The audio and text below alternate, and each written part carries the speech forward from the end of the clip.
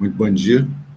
Hoje a gente vai iniciar mais um encontro de história e hoje a gente dando continuidade a essa temática do segundo semestre, que é o início de uma nova sociedade, de um novo mundo, né? De uma nova forma de se organizar em sociedade e também de pensar a sociedade, o lugar das pessoas no mundo, a concepção do mundo, enfim, que a gente está chamando de mundo moderno, sociedade moderna, idade moderna. E se nos textos anteriores a gente viu como que nos diversos setores da vida na Europa Ocidental vão ocorrer transformações bem radicais no sentido de rompimento de como funcionavam esses setores, né, durante o período medieval, também no setor da política vai haver uma transformação radical em relação a como era a política na sociedade medieval. A gente estudou, né? A gente viu que durante todo o período medieval uma característica do poder é que o poder político vai estar descentralizado, né? Se não tinha um governante dentro do reino, por exemplo, o reino de França, o reino da Inglaterra, você não tinha o rei francês, ele não tinha muito poder além do poder que ele exercia nos feudos dele, não. Ou seja, o barão mandava no seu baronato, o conde mandava no seu condato, o marquês na sua marca, o duque no seu ducado, enfim, o poder estava descentralizado.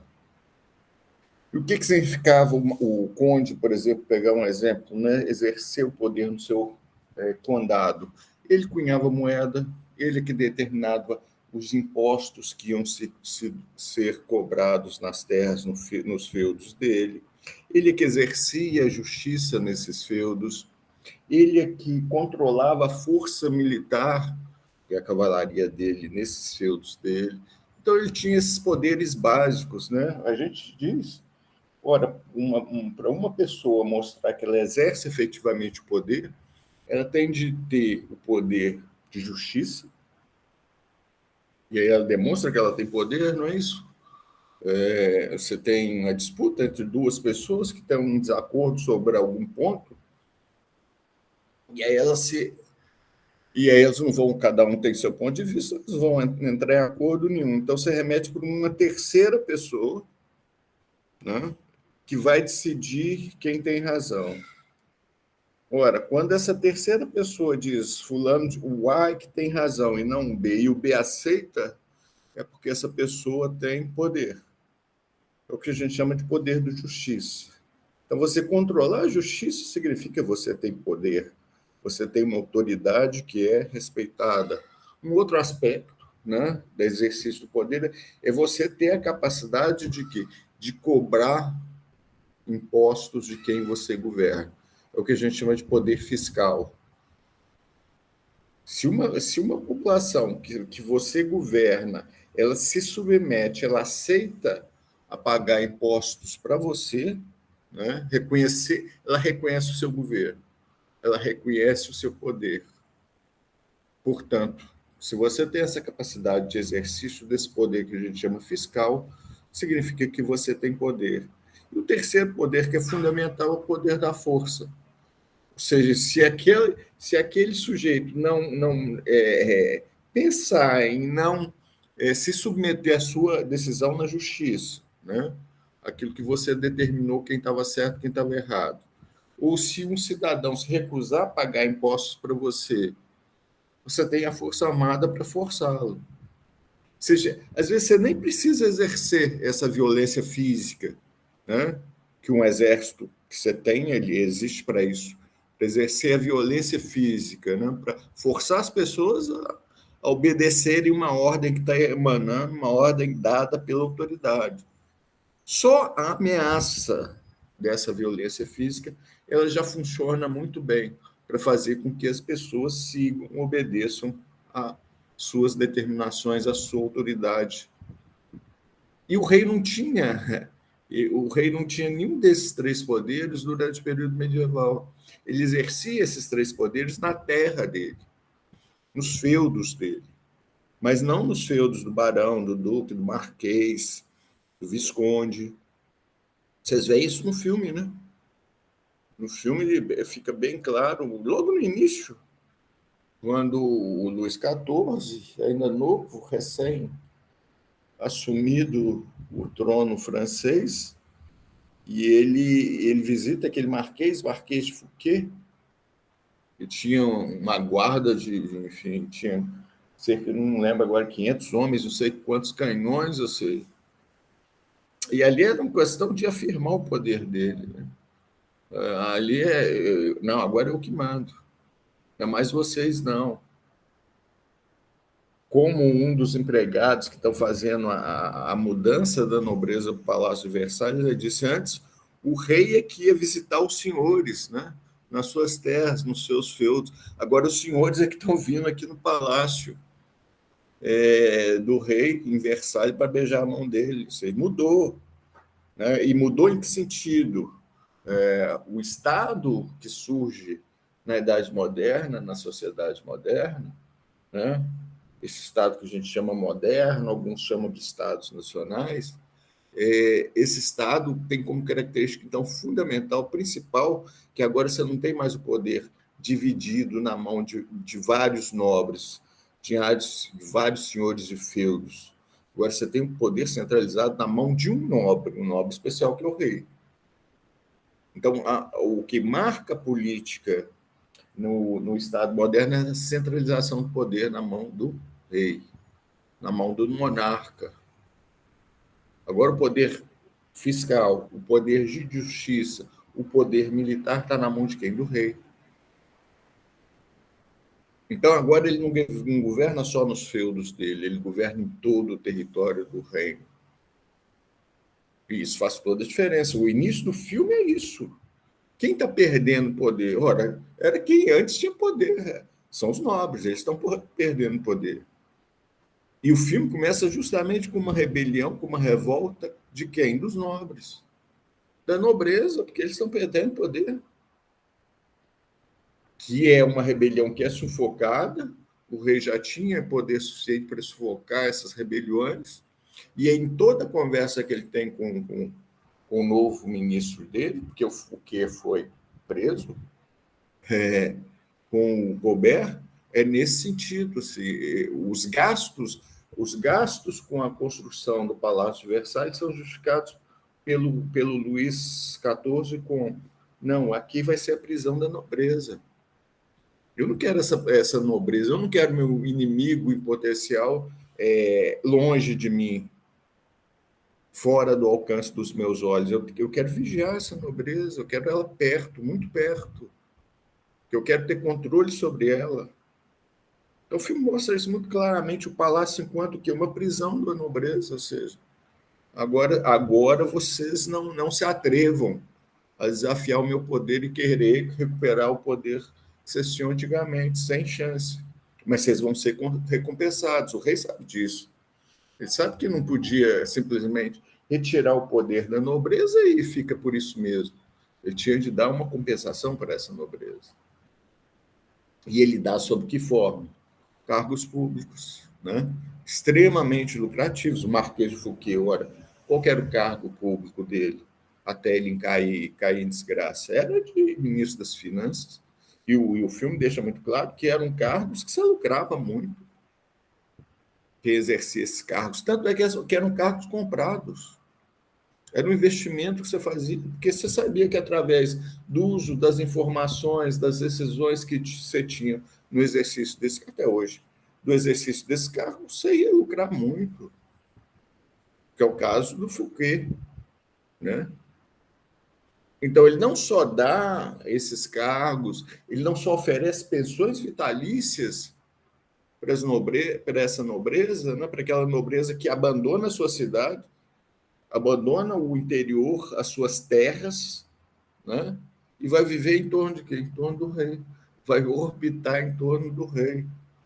Daí essa imagem que o filme passa, né? Que é aquela, logo no início também, do Rei Sol. É o astro em que o restante gira em torno. Então, daí a corte. O que é a corte? que é a corte real? Né? São aqueles bajuladores, aqueles que vivem dos favores do rei. Agora, eles dependem completamente do rei, porque o Luís XIV fala isso para o Colbert em determinado momento. Nada se faz sem o rei. Em França, nada se faz sem o rei. É a afirmação do poder dele. E a nobreza percebe, nós temos de agradar o rei. Se a gente quer garantir a nossa fortuna, se a gente quer garantir a nossa vida, se a gente quer garantir um status de destaque nessa sociedade, a gente tem de agradar o rei. E eles vão fazer absolutamente o que o rei determinar. No caso das perucas, quando o Luís XIV começa a usar um novo estilo, né, com aquela peruca que a nobreza vai rir num determinado momento, depois logo estão todos usando aquela peruca.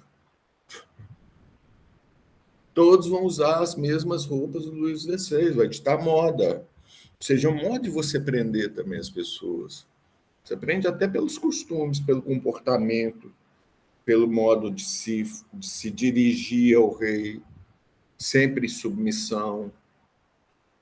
Não é? Existe toda uma etiqueta que amarra essa nobreza ao rei, toda uma etiqueta que coloca o rei nessa posição de superioridade. E ele acaba encarnando esse Estado novo que se forma, que a gente chama de absolutismo. Quando o Luís XIV fala, l'état c'est moi, o Estado sou eu. Então, essa é a grande característica desse novo Estado, que a gente chama de Estado moderno, né?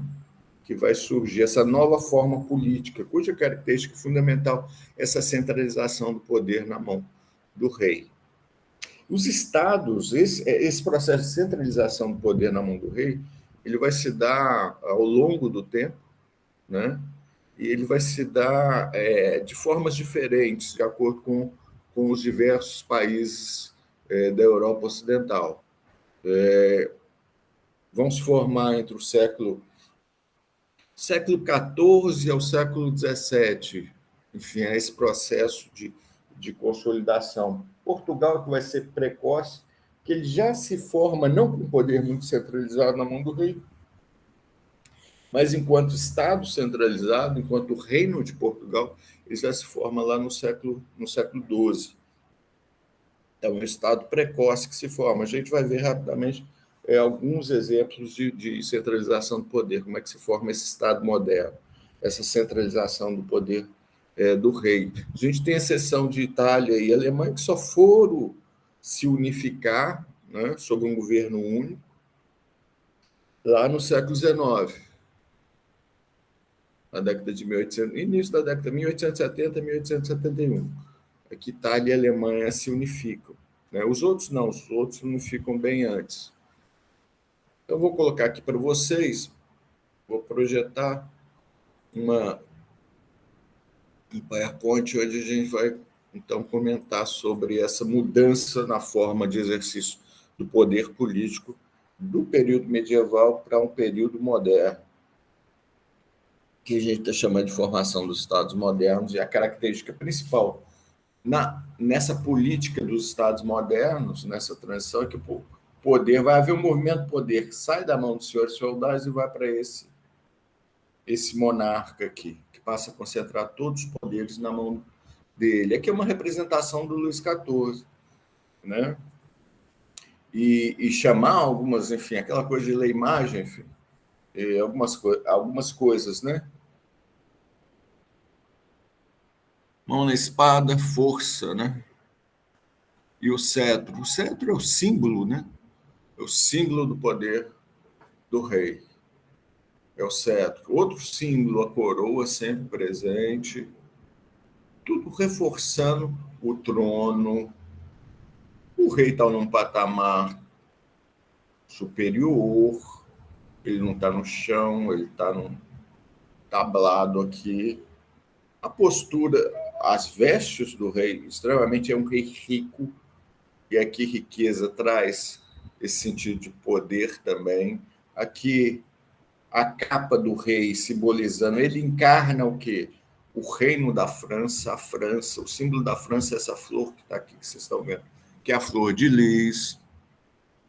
Na postura dele tem todo um texto dizendo para a gente, é um rei estável, firme, com essa perna direita em apoio, firme, né? Estável, segurança, não vai cair, e é um rei ousado, né? É um rei que dá passos, ele não está paralisado, não, ele age, ele é ousado, ele é corajoso, tem todo esse simbolismo, né? Nessa imagem aí que a gente tá vendo aqui.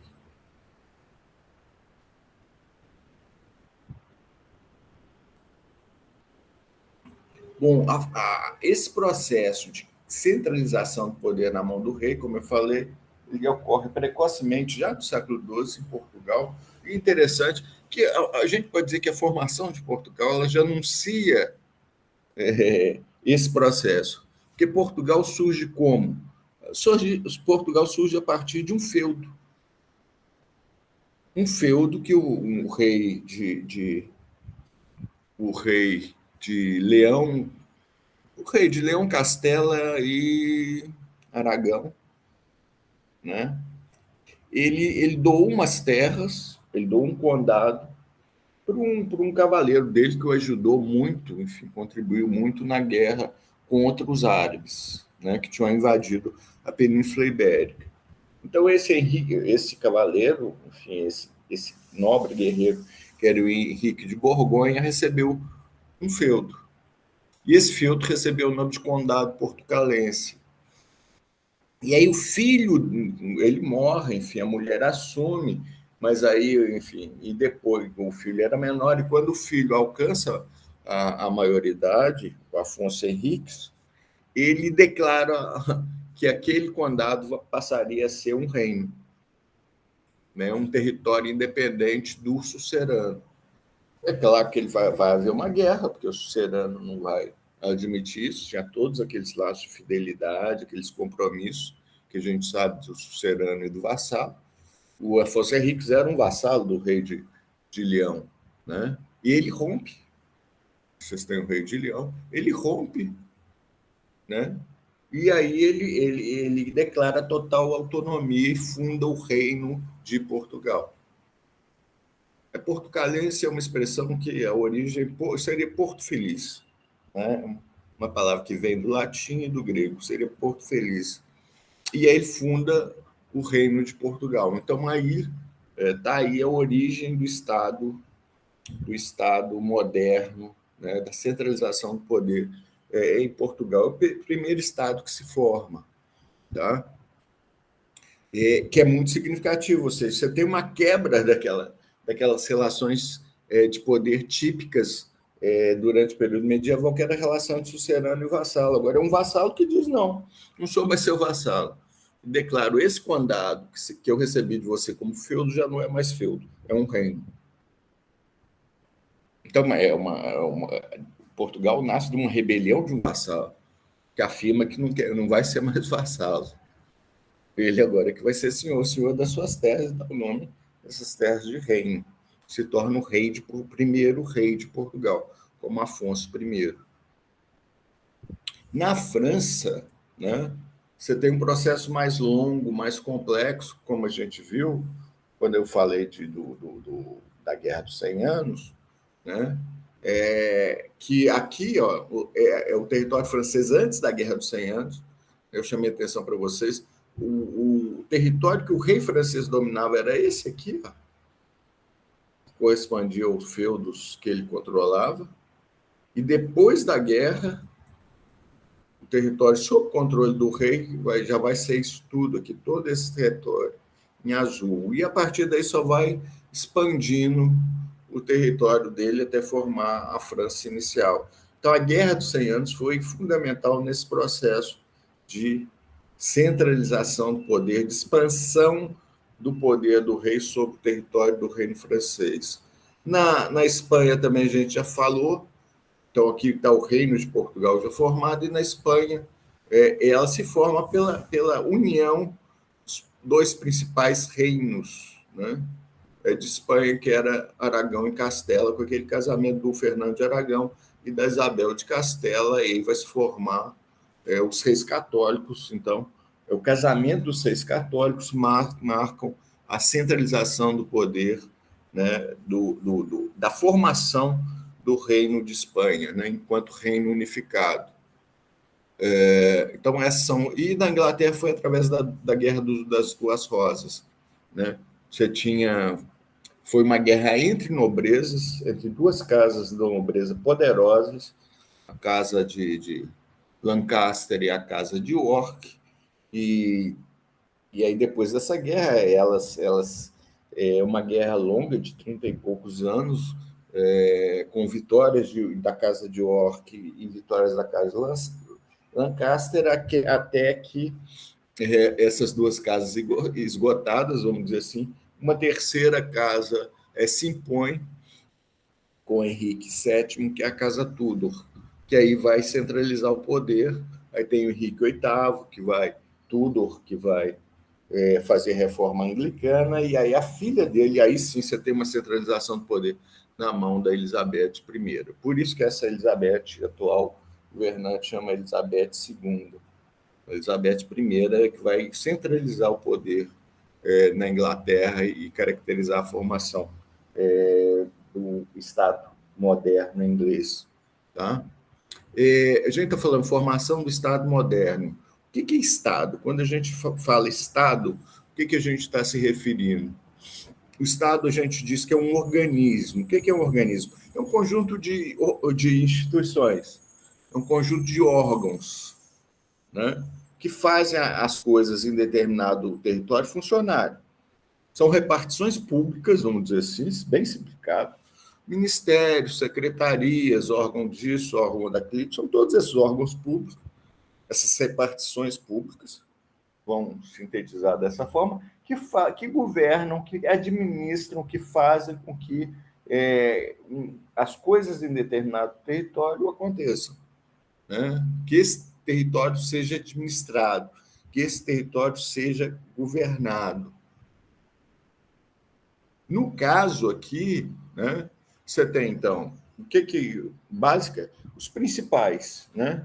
Você tem de ter um órgão que defina as políticas, o que deve ser feito, aquele que formula as leis, portanto, né, do que deve ser feito, que a gente chama de poder legislativo. A gente precisa de um órgão de uma repartição pública ou de um conjunto de instituições que faça com que essas leis sejam executadas, essas decisões sejam executadas, que a gente chama o quê? Poder executivo. E a gente precisa de um órgão, né, órgãos, né?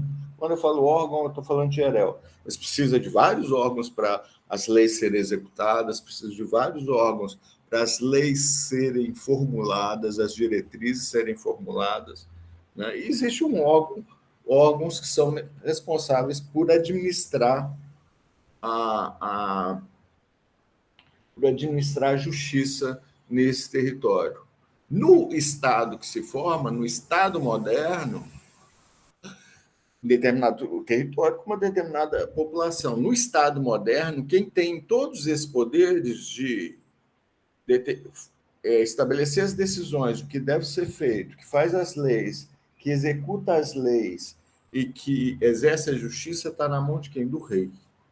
Não que o rei faça tudo isso sozinho, ele tem um grupo de pessoas, né? É necessário que se forme um grupo de pessoas, que a gente chama de um corpo de funcionários, né, que vão fazer esses diversos órgãos públicos funcionar, mas são nomeados pelo rei, estão sob as ordens do rei no início do Estado moderno, por isso que a gente chama que esse rei exerce um poder absoluto. A justiça não é independente, ele controla a força militar, ele controla a justiça, ele faz as leis, ele executa as leis. Quando eu falo ele manda, não é que ele faça as leis, não, ele fala, olha, as coisas vão ser assim, e são.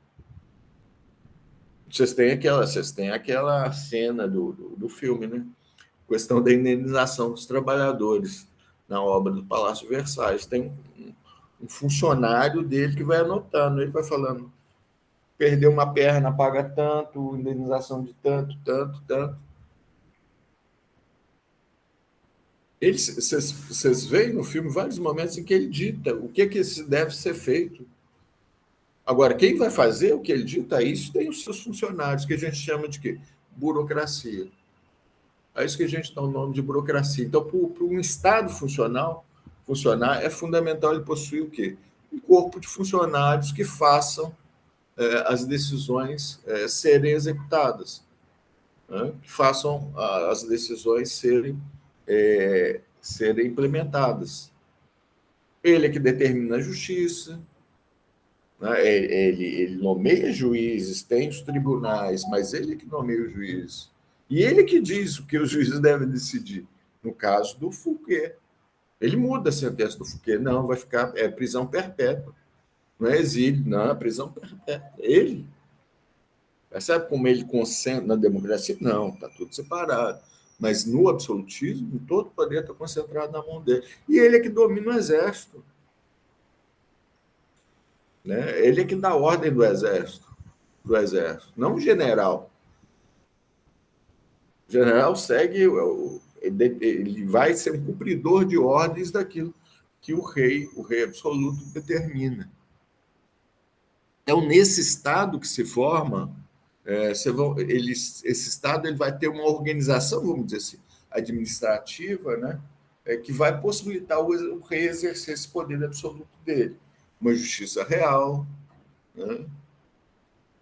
Então, o nobre perde aquele direito de exercer justiça em sua terra, um sistema fiscal, agora não é o nobre que cobra o imposto que ele quiser em suas terras, não, agora é um imposto nacional, agora as taxas são nacionais, ou seja, englobam todo o território nacional, todo o território que o rei passa a governar, do Estado real.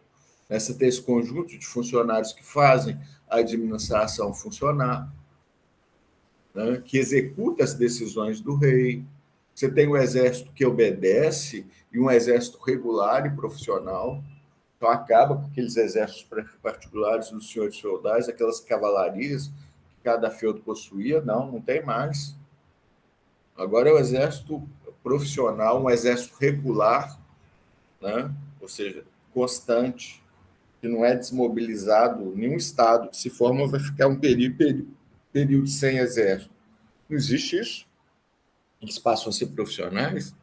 Né? Seja o exército. Nesse início foi muito comum os exércitos serem mercenários, ou seja, você contratava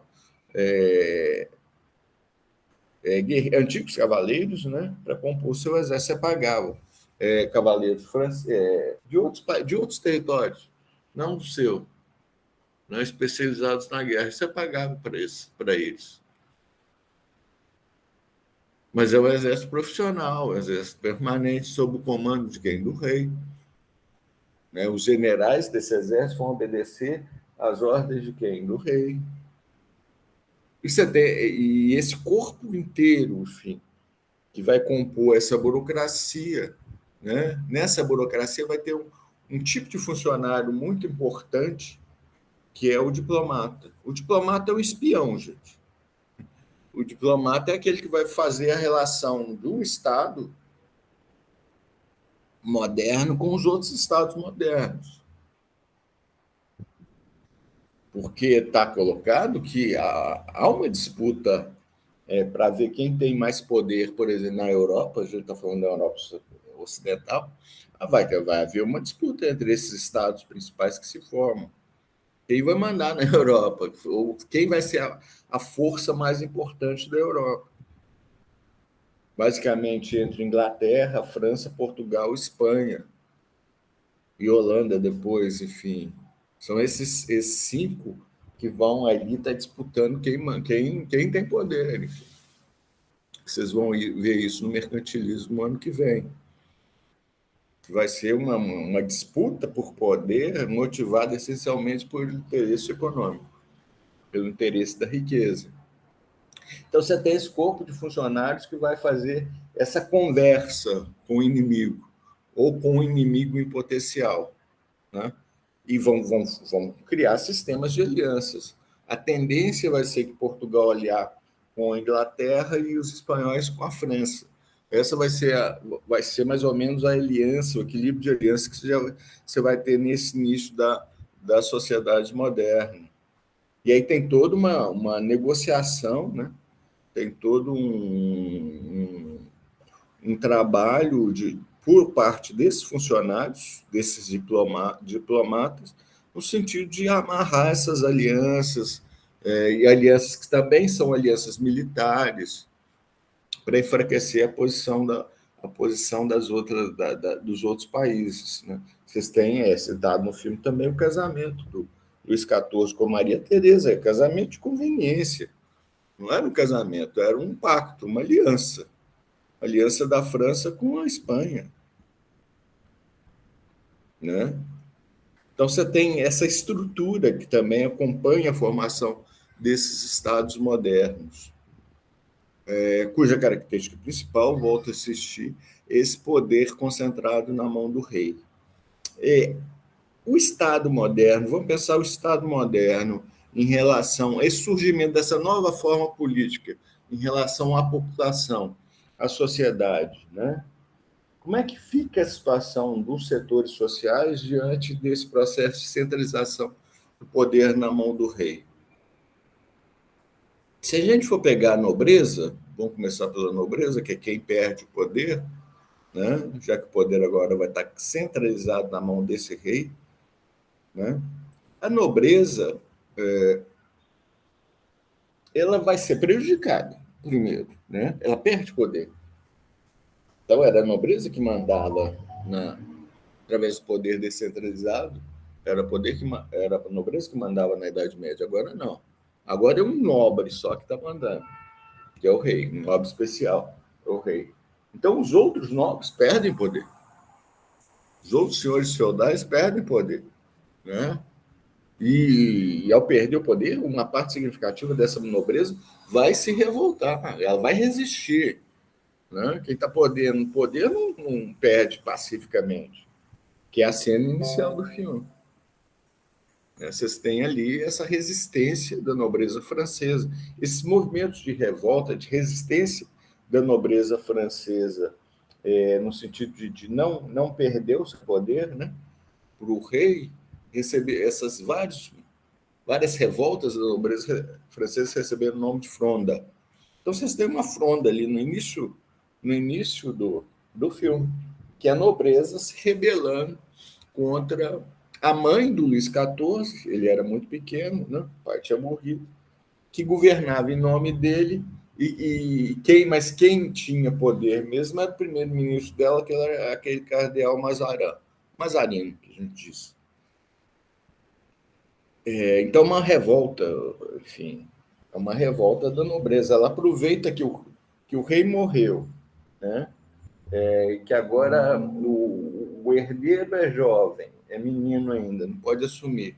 Então, está governando em nome dele a mãe, que não manda nada. Quem, na verdade, manda é o primeiro-ministro, é o cardeal Mazarino. Ela aproveita, então, esse momento para, vão reverter isso, né? Vão fazer com que a situação antiga volte.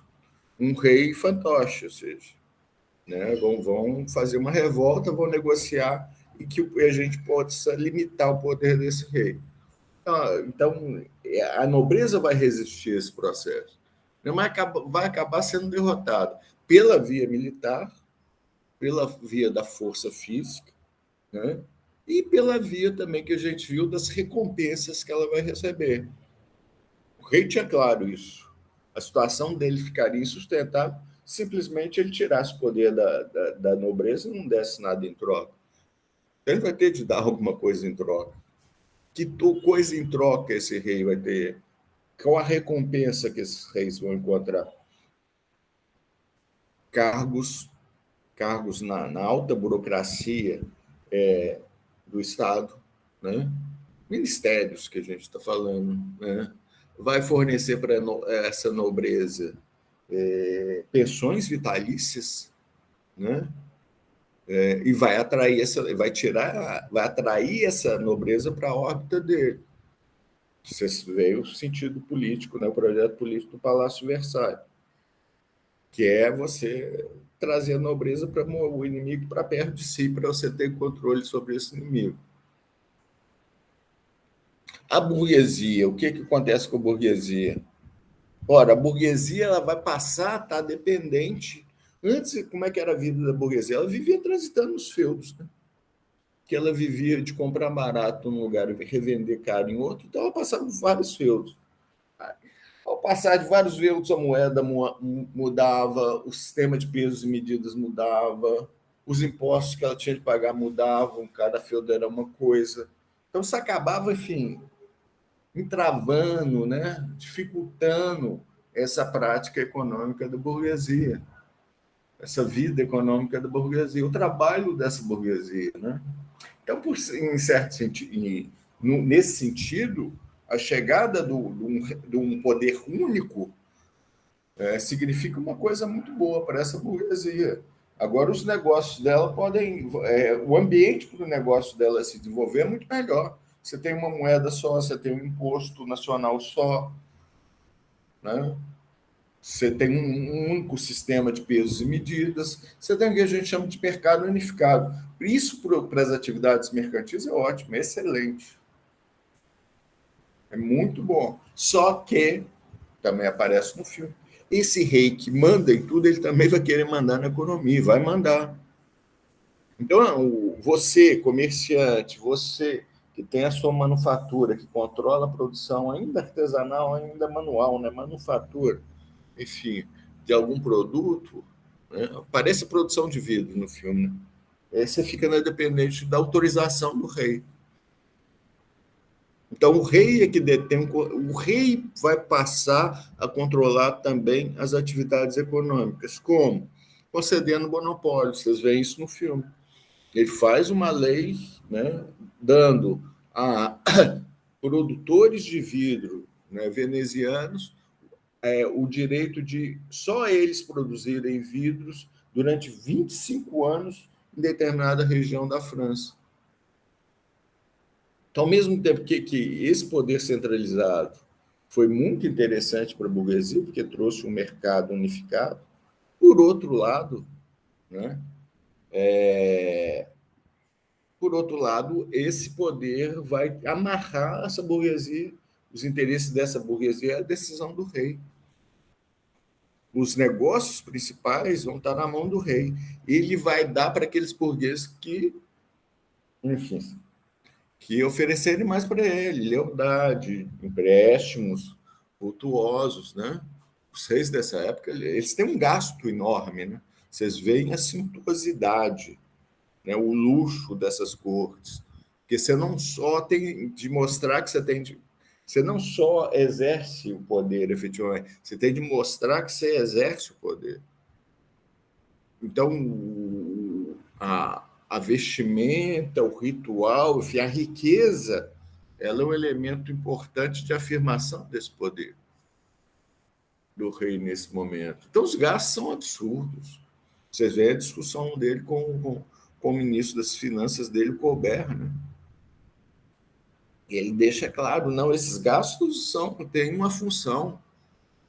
Tem uma função de trazer o respeito para mim, enfim, dos súditos entenderem que eu que mando. Não vai ter ninguém mais rico do que eu em França. É o rei que tem de ser o mais rico. Então, os gastos, festas, enfim, o Palácio Versailles, enfim, são suntuosos, ou seja, afirmação do poder, são os faraós e as suas pirâmides, né? E para o povo, né, para a massa, vamos dizer, tanto para os camponeses como para os trabalhadores da cidade, é a exploração. Né? A exploração continua. A nobreza também vai utilizar a força desse Estado, a força militar do rei, né, para o quê? Para reprimir qualquer revolta de camponeses de suas terras. Que a gente viu com a crise do século XIV, essa cavalaria, né, as cavalarias dos senhores feudais não estavam dando mais conta de controlar essas rebeliões camponesas. O século XIV é cheio de rebelião. A França virou um inferno no século XIV com as jaquerris, o inferno para a nobreza, bem claro. Né? Então, a chegada desse exército profissional, regular, extremamente armado, contando agora com a pólvora, né? Coisa que a cavalaria não tinha, vai ser um instrumento fundamental usado pela nobreza para dominar, para exercer sobre controle e domínio, para assegurar a continuidade da exploração dessa nobreza sobre esses camponeses.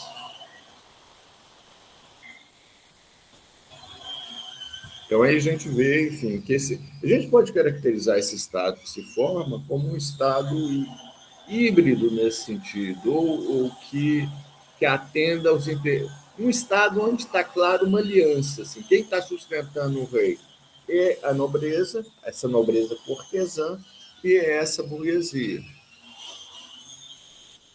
Né? Essa burguesia é grata ao rei pela unificação do mercado e, ao mesmo tempo, dependente do rei. Porque o rei é que controla as principais, ele concede, né, os monopólios para o exercício das principais atividades mercantis, particularmente a exploração das chamadas colônias, que vocês também vão assistir, vão estudar no segundo ano com o Léo. Tá? Essa nova forma de poder que surge, né, com ela surgem teóricos no sentido de justificarem essa nova forma de exercício de poder, ou seja, poder centralizado na mão de uma pessoa, o rei, e centralizado de modo absoluto. Então, o que a gente chama de teóricos do absolutismo são pensadores que elaboraram ideias, né, teorias, para justificar esse poder. Ou seja, eles elaboraram ideias para responder a pergunta: por que é correto o poder estar todo concentrado na mão do rei, do monarca?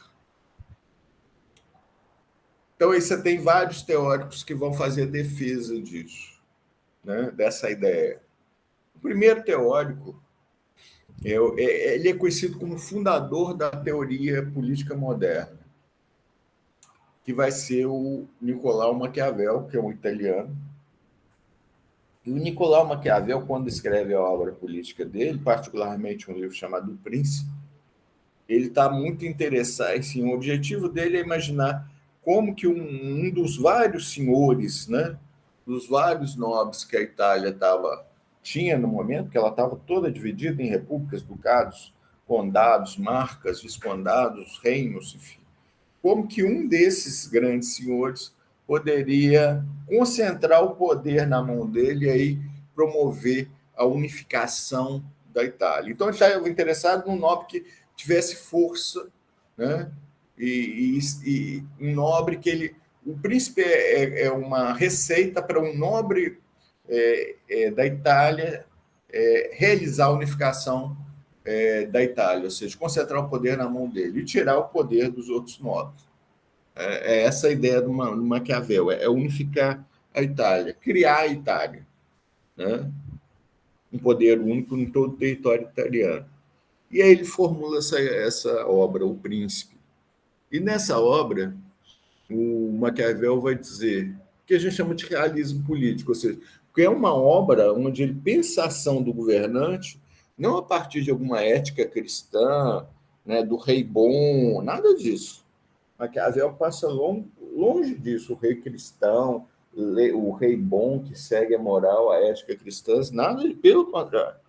Maquiavel é muito realista nesse sentido, ou seja, como se exerce poder. Quando eu observo os governantes, ele vai muito nos governantes da Roma antiga, né? Aquela relação dos modernos com a antiguidade clássica. O que ele vai observar nesses governantes, nesses imperadores e nesses reis da Roma antiga? E aí ele formula a obra dele. O que ele observa? Que os principais, aqueles mais importantes imperadores e reis da Roma antiga, eles tinham uma virtude, que ele chamava, uma virtude. Qual que era essa virtude, por excelência, para um Maquiavel que todo governante deveria ter. Você saber ler o momento que você está vivendo.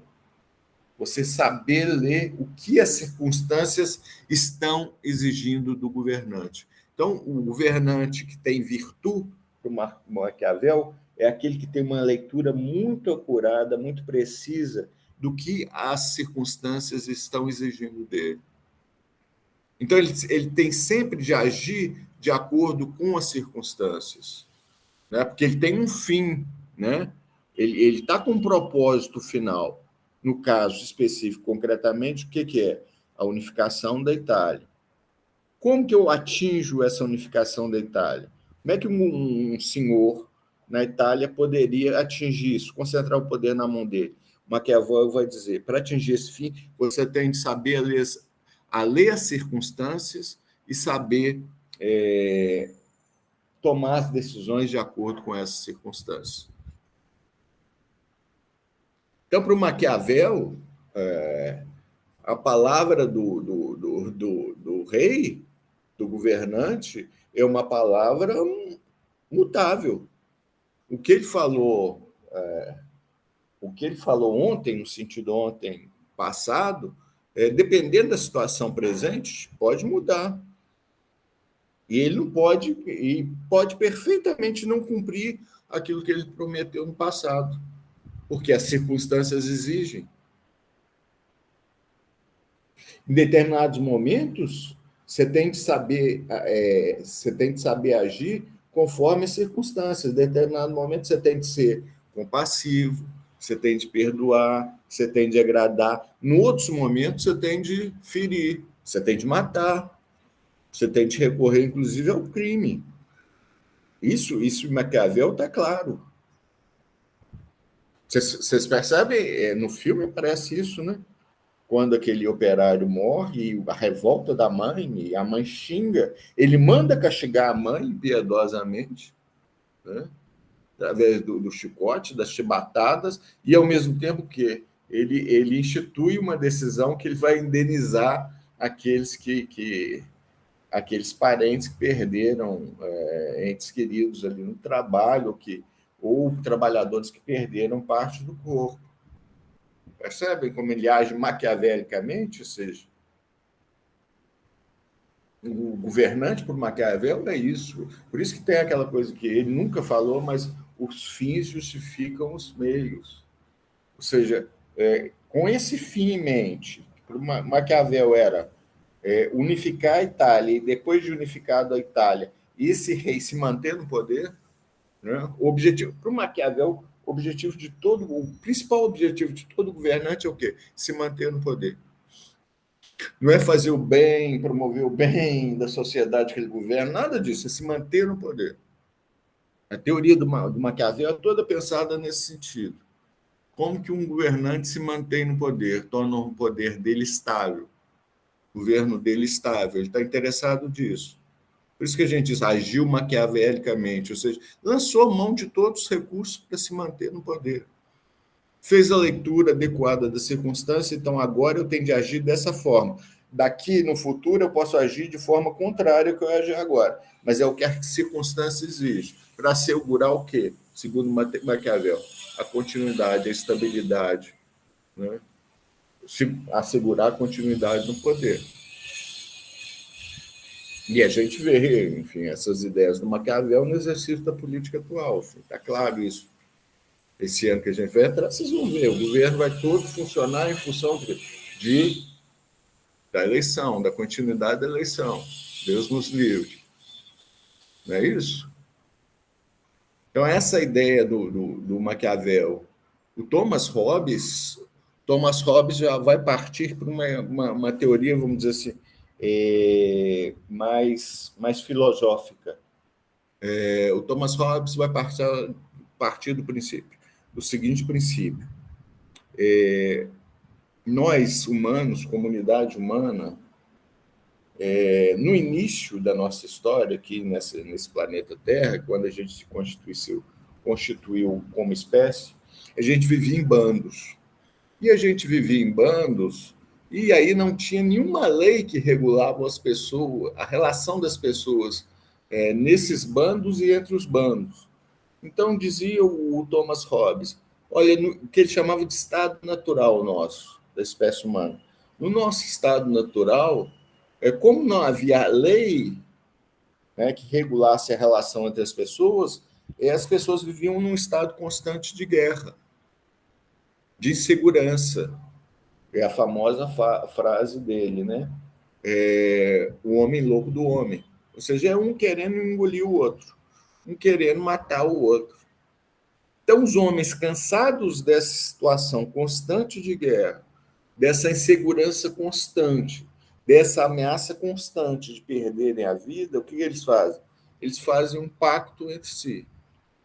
Esse pacto vai no sentido de abrir mão dessa liberdade absoluta que eles possuíam no estado natural, que só levava à guerra, à briga, à morte, né? À disputa, segundo Hobbes. Eles abrem mão disso, né?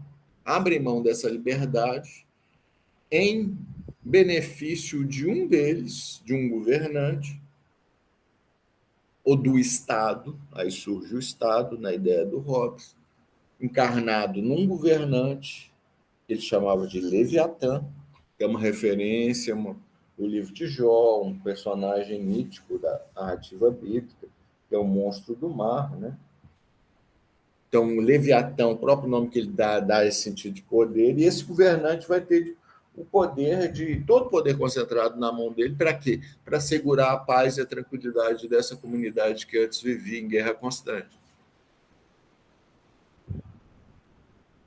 E para ele assegurar essa paz e essa segurança dessa comunidade, ele tem de poder, tem de ter poder absoluto e tem de ter o poder da força.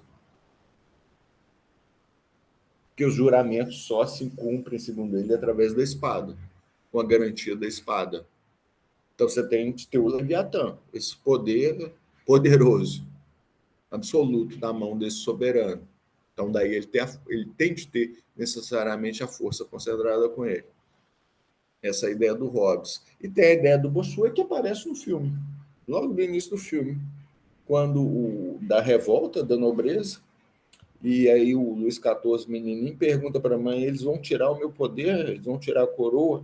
E a mãe responde, eles não podem, quem te deu a coroa foi Deus, a ideia do Bossuet, o direito divino dos reis. Né? Que o poder do rei, esse poder que o rei detém foi delegado por Deus. Então, portanto, você desafiar esse poder do rei, você contestar esse poder do rei, você está contestando uma vontade de Deus. Você está pecando e pecando, sério. Então, o terceiro teórico, que foi a teoria mais utilizada pelos reis, que eles mais gostavam, eles recebiam direto o poder do rei, né? Mas vão se utilizar muito dessa técnica, vamos dizer assim, de exercício do poder do Maquiavel, como eu comentei com vocês no caso do Luís XIV. Ok, gente? Então é isso. Vou encerrar aqui.